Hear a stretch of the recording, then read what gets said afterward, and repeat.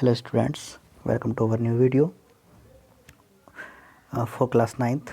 ये वीडियो हमारी class 9th के एक बहुत इम्पोर्टेंट चैप्टर जो हमारा चल रहा है मोशन, उससे रिलेटेड है। और इसमें भी हम एक बहुत ज़्यादा इम्पोर्टेंट टॉपिक करने जा रहे हैं जो कि है इक्वेशंस ऑफ मोशन। फिजिक्स की ऐसी कोई ब्रांच नहीं है जिसमें इस इक्वेशंस ऑफ मोशन का जिक्र ना होता हो, इक्वेशंस ऑफ मोशन का जिक्र ना होता हो। इक्वेशन ऑफ मोशन जो है हर एक ब्रांच में फिजिक्स की आपकी कहीं ना कहीं अप्लाई होती है। जहाँ भी आपकी मोशन होगी वहाँ आपकी ये इक्वेशंस ऑफ मोशन अप्लाई हो सकती हैं। तो हम यहाँ पर क्या है कि इक्वेशंस ऑफ मोशन 3 होती हैं। इक्वेशंस ऑफ मोशन क्या होती हैं? 3 इक्वेशंस ऑफ मोशन होती हैं। फर्स्ट हमारी होती है v is equal to u plus a t. Second हमारी है s is equal to u t plus half a t square. And third one is, तीसरी हमारी इक्वेशन जो है वो है s इजिकल टू थर्ड हमारी इक्वेशन है v square is equal to u square plus 2as। ठीक है, 2as। तो तीनों इक्वेशंस मैंने यहाँ लिख के दिखाई हैं, ये आपको दिखाई दे रही होगी। इन इक्वेशंस ऑफ मोशन को प्रूफ करने से पहले हमें ये जान लेना बहुत ज़रूरी है कि ये जो इक्वेशंस ऑफ मोशन है ये तभी आपकी अप्लाई होंगी जब कांस्टेंट एक्सेलरेशन आपका होगा। ठीक है, कांस्टेंट आपका एक्सेलरेशन लग रहा होगा। देखिए, जब भी मैं एक्सेलरेशन लिखूँगा तो मैं उसको E और ऊपर इस तरह से एन लगा के जब भी लिखूँगा तो समझ लेना इसको कि मैंने लिखा है एक्सेलरेशन। ठीक है, अब एक बात ध्यान देने वाली बात यह है कि ये कांस्टेंट एक्सेलरेशन होता क्या है। ठीक है, और हमारा वेरिएबल एक्सेलरेशन क्या होता है। देखिए, एक्सेलरेशन के 3 टाइप्स होते हैं। एक तो कांस्टेंट आपका एक्सेलरेशन हो सकता है, दूसरा आपका वेरिएबल एक्सेलरेशन हो सकता है, और थर्ड आपका जीरो एक्सेलरेशन हो सकता है। जब जीरो एक्सेलरेशन होगा तो जो आपकी v है वो कांस्टेंट रहेगी, उसमें कोई बदलाव नहीं आएगा। और जब भी आपका एक्सेलरेशन जीरो नहीं होगा, नॉन जीरो होगा, तो जो हमारी स्पीड है, जो वेलोसिटी है, वो बढ़ेगी या घटेगी। ठीक है, या तो इंक्रीज़ होगी या डिक्रीज़ होगी। तो अगर इंक्रीज होने का रेट जो है वो पर सेकेंड इक्वल है, मतलब हर सेकेंड जो स्पीड अगर आपकी इक्वल बढ़ती है, इक्वली इंक्रीज होती है या इक्वली डिक्रीज होती है, तब आप समझ लीजिए कि जो आपका एक्सेलरेशन है, वो कांस्टेंट है। ठीक है, कैसा है? कांस्टेंट एक्सेलरेशन है। अदरवाइज अगर आपके जो स्पीड के या वेलोसिटी के बढ़ने की दर बराबर नहीं है, यानी कि पर सेकेंड अलग अलग हमारी स्पीड बढ़ती है। मान लीजिए कोई बाइक है तो 1 सेकेंड में पहले 2 मीटर पर सेकेंड बढ़ जाती है, अगले 1 सेकेंड में 5 मीटर पर सेकेंड बढ़ जाती है, और अगले 1 सेकेंड में 6 मीटर पर सेकेंड तक ही बढ़ पाती है। मतलब कभी 1 सेकेंड बढ़ रही कि 1 मीटर पर सेकेंड बढ़ रही है, कभी 3 मीटर पर सेकेंड बढ़ रही है, और कभी 5 मीटर पर सेकेंड अगर इंक्रीज़ हो रही है, तो समझ लीजिए कि हमारा जो एक्सेलरेशन है वो हमारा नॉन कांस्टेंट यानी कि वेरिएबल एक्सेलरेशन वो हमारा होगा। ठीक है, तो यहाँ पर ये अप्लाई होंगी इक्वेशंस ऑफ मोशन, तो ये तभी अप्लाई होंगी जब हमारा एक्सेलरेशन कांस्टेंट हो। ठीक है, अब आगे देखते हैं। यहाँ पर हमने जो है इक्वेशंस ऑफ मोशन लिख कर दिखाई हैं। फर्स्ट इक्वेशंस ऑफ मोशन है हमारी v is equal to u plus a t, second is s is equal to u t plus half a t square, and third one is v square is equal to u square plus 2as। ठीक है, after this हम ये भी देख लेते हैं कि हमारे पास सिंबल्स हैं क्या क्या। तो जो हमारा u है वो हमारी होती है इनिशियल वेलोसिटी, यानी कि जिस वेलोसिटी से कोई बॉडी स्टार्ट होगी, जिस वेलोसिटी से। तो ये जीरो भी हो सकती है। मान लीजिए कोई बॉडी एक जगह रखी हुई है, रेस्ट में है, तो आपको इनिशियल वेलोसिटी उसकी जीरो लेट करनी पड़ेगी। और जब हम किसी दूसरे पॉइंट पर उसको देखेंगे, ठीक है, तो वह या तो इंक्रीज ही हो रही होगी या डिक्रीज हो रही होगी, क्योंकि यहाँ पर हम बात कर रहे हैं कांस्टेंट एक्सेलरेशन की। तो जब हम दूसरे पॉइंट पर देखेंगे तो वो जो हमारा दूसरा सेकंड पॉइंट पर जो भी उसकी वेलोसिटी होगी वो आपकी फाइनल वेलोसिटी होती है। तो ऐसा नहीं है कि फाइनल वेलोसिटी भी जीरो ना हो, फाइनल वेलोसिटी भी जीरो हो सकती है। मान लीजिए कोई भी बॉडी 20 मीटर पर सेकंड से चल रही है, या मान लीजिए कोई साइकिल है, बाईसाइकिल, या कोई बाइक है, वो 40 मीटर पर सेकंड की स्पीड से चल रही है, और अचानक से ड्राइवर उसका ब्रेक लगा देता है, तो वो कुछ देर बाद क्या होगा, जीरो वेलोसिटी पर आ सकती है, या फिर 40 से घटकर 20 भी हो सकती है। तो उस सिचुएशन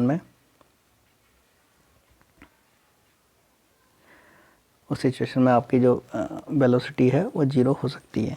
फाइनल भी ज़ीरो हो सकती है और इनिशियल भी ज़ीरो हो सकती है, नहीं भी हो सकती, हो भी सकती है। ठीक है, मतलब ऐसा नहीं है कि यू इनिशियल वेलोसिटी है तो कुछ ना कुछ हो, जीरो भी हो सकती है। रेस्ट से स्टार्ट होगी तो वो जीरो होगी। इसके बाद थर्ड है हमारा एस क्या है हमारे पास? एस है आपका distance covered by the body, कि वो बॉडी कितना डिस्टेंस कवर कर रही है। और फोर्थ है हमारा एक्सेलरेशन, तो ये हमारा कांस्टेंट एक्सेलरेशन होगा जो भी उस बॉडी पर अप्लाइड है।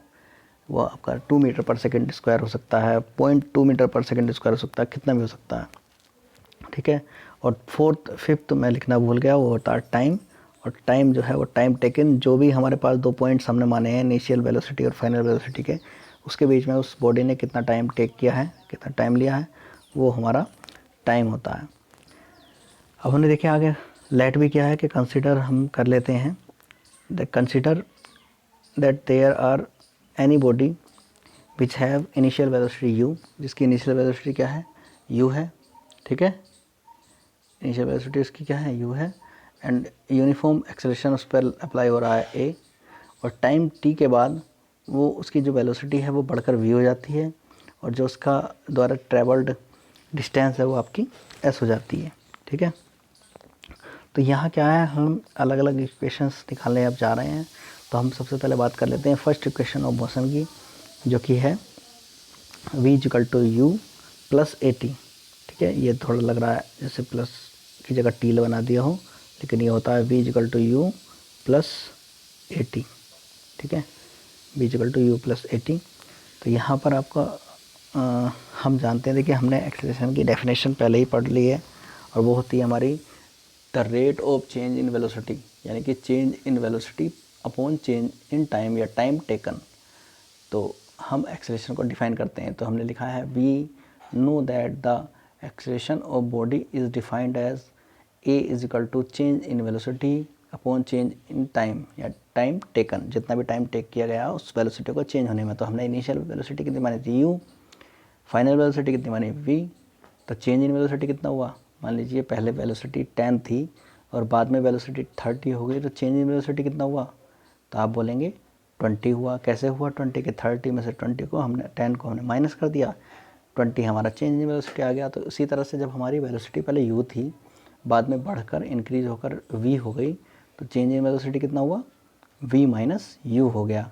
और टाइम टेकन जो भी आपने लेट किया है, हमने t टाइम टेक कर रखा है लेट, तो ये हमारा कुल मिलाकर नेक्स्ट लाइन में ये बन जाएगा a = u v - u upon t। थोड़ा सॉल्व करेंगे, क्रॉस मल्टीप्लाई सबसे करनी आती होगी, यहाँ 1 लिख के इधर क्रॉस मल्टीप्लाई, यहाँ t लिख के उधर मल्टीप्लाई, तो a से मल्टीप्लाई हो जाएगी t की, तो ये हो जाएगा at = v - u।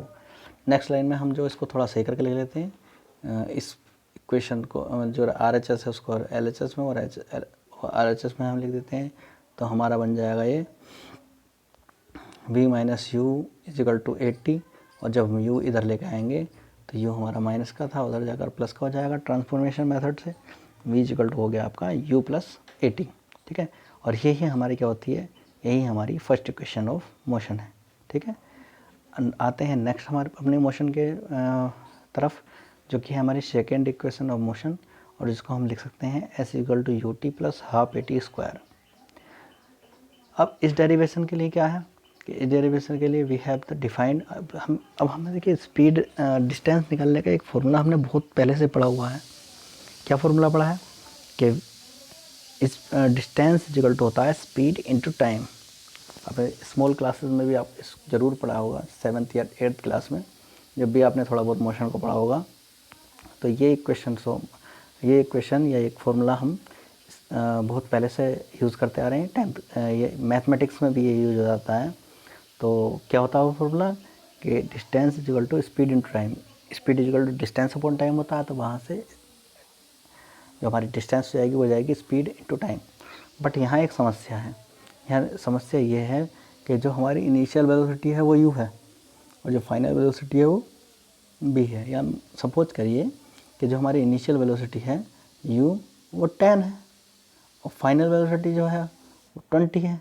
अब एक पॉइंट ये है ए हमारा, ठीक है, और एक पॉइंट है हमारा बी, ठीक। अब इन दोनों के बीच में मान लीजिए इतनी डिस्टेंस है एस, तो क्या यहाँ से जो वेलोसिटी यू होगी वो डायरेक्टली वी हो जाएगी?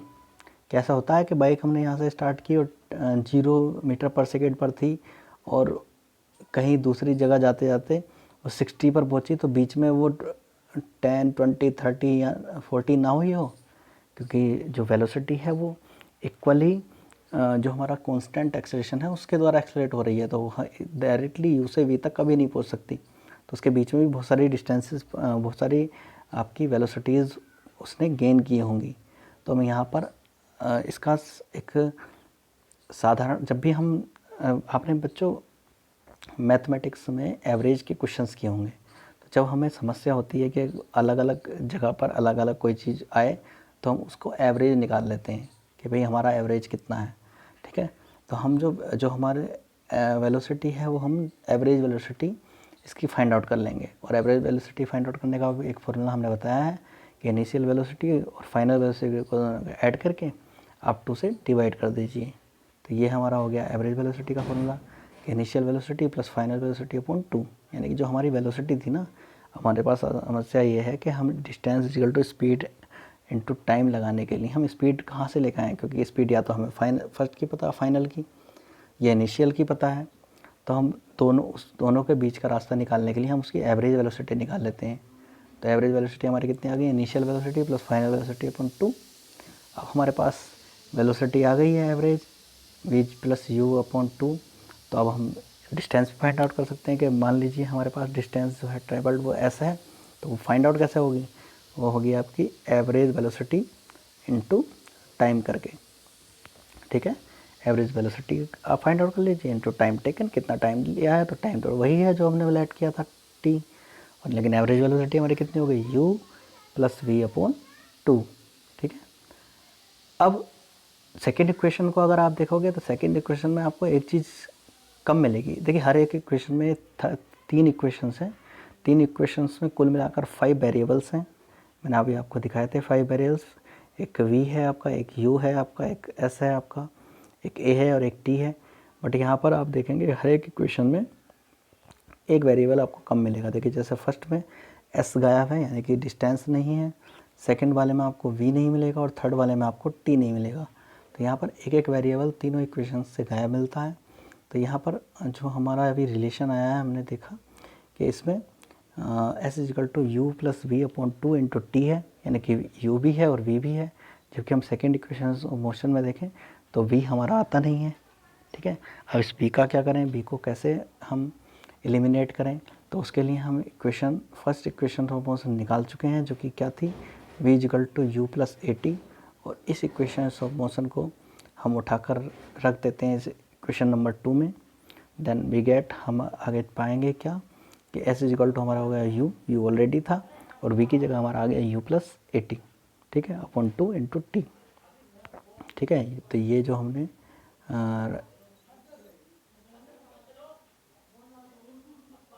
ये हमने v की वैल्यू रख दी है, ठीक है, जो कि हो गई u plus a T.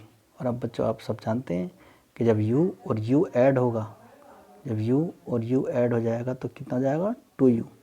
Same powers वाले जो भी नंबर्स होते हैं उनको हम आसानी से ऐड कर सकते हैं। तो u की पावर भी 1 है, u की पावर भी 1 है, तो दोनों ऐड होकर 2u हो जाएंगे। लेकिन अगर मान लीजिए एक u होता और दूसरा u स्क्वायर होता, तब हम इनको ऐड नहीं कर पाते। ये तो मैथमेटिक्स के नियम है, आपको मैथमेटिक्स में थोड़ा पढ़ना पड़ेगा, तब आपको पता चल जाएगा। तो यहाँ पर u प्लस यू क्या हो गया, दोनों हमारे होमोजीनियस पावर वाले टर्म हैं, दोनों ऐड होकर 2u हो गए। अब ये हमारा बना 2u प्लस 80 अपॉन 2।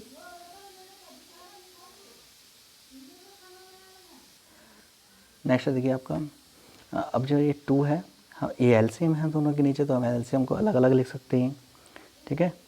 पहले हमने क्या किया है, टी से अंदर मल्टीप्लाई कर लिया है। जब मल्टीप्लाई करेंगे तो ब्रैकेट में पूरे में होगी, तो जितनी भी टाइप से सबसे मल्टीप्लाई करेगा टी, तो ये आपका आ गया 2ut प्लस 80 स्क्वायर अपॉन 2। अब 2 हमारा एलसीएम है तो इसको हम दोनों को डिवाइड कर सकते हैं। तो फर्स्ट हमने इसको डिवाइड किया 2ut/2, तो डिवाइड होकर 2 से 2 फिनिश। तो ये आपका बचा ut, ठीक है। ये थोड़ा दिखाई नहीं दे रहा है, इसके नीचे ut लिखा हुआ है ut, ठीक, प्लस हाफ AT²।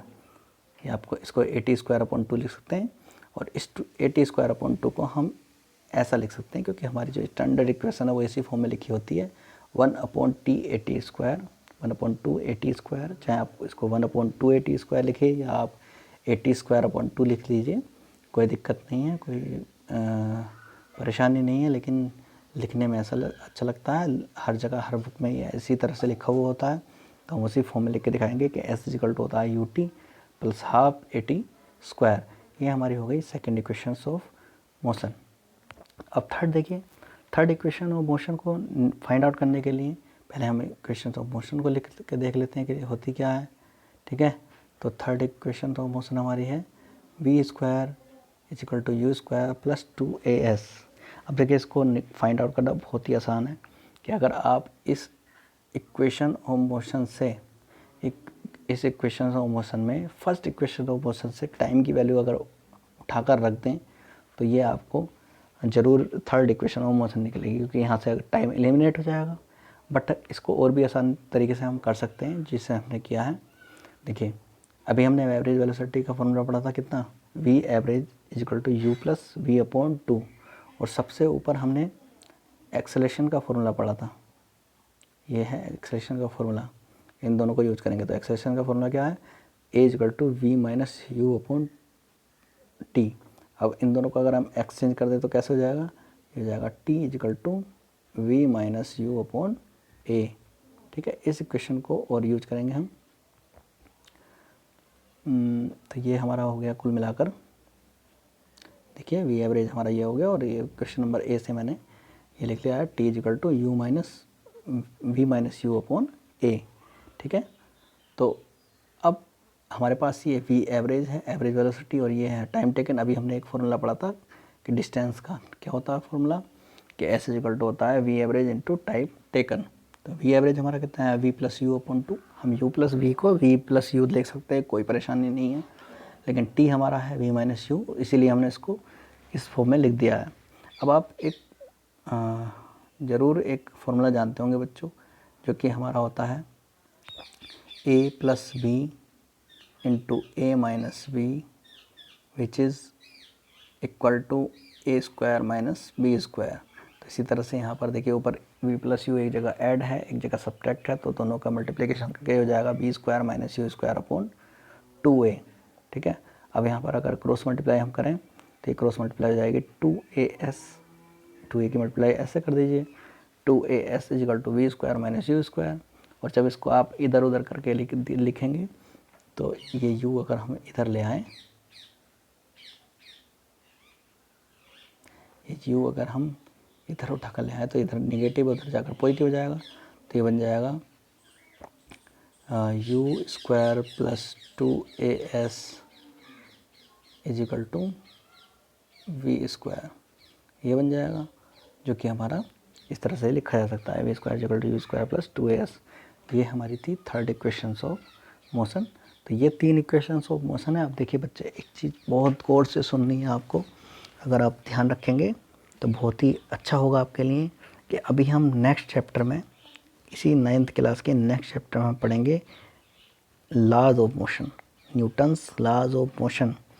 तो ये इक्वेशंस ऑफ मोशन और उन लॉज ऑफ मोशन में बहुत अंतर होता है। बच्चे क्या करते हैं, इक्वेशंस ऑफ मोशन की जगह लॉज ऑफ मोशन लिख देते हैं, लॉज ऑफ मोशन की जगह इक्वेशंस ऑफ मोशन की लिख देते हैं, ठीक है।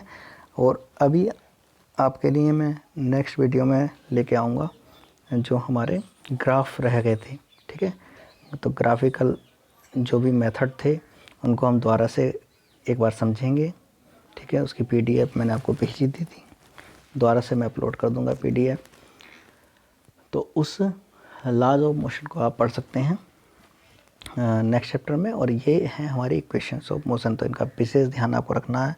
और हम आगे पढ़ेंगे ग्राफिकल मेथड, और ग्राफिकल मेथड को आपको बहुत गौर से पढ़ना है, क्योंकि हम इसके बाद equations of motion by graphical method find out करेंगे, ठीक है।